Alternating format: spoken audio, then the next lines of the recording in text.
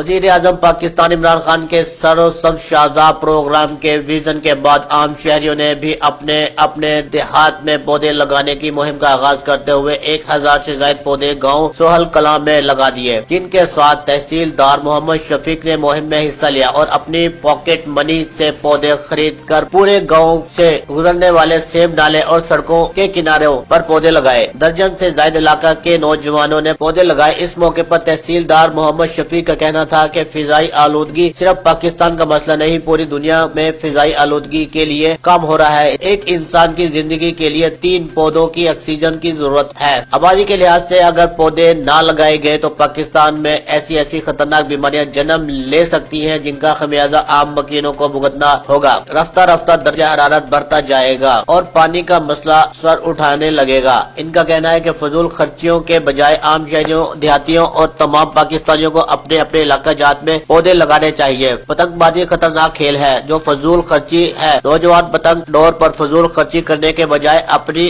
اور آنے والی نسلوں کے لیے پودے لگا کر فضائی آلودگی کا خاتمہ کرنا چاہیے۔ جو لوگ پیسے خرچ نہیں کر سکتے وہ فضائی آلودگی کے تدارک کے لیے اپنے علاقوں میں آگاہی مہم کا آغاز کریں۔ کیمرہ مین ٹیم کے ہمراہ وسیم اسلام راز، شیخوپورہ۔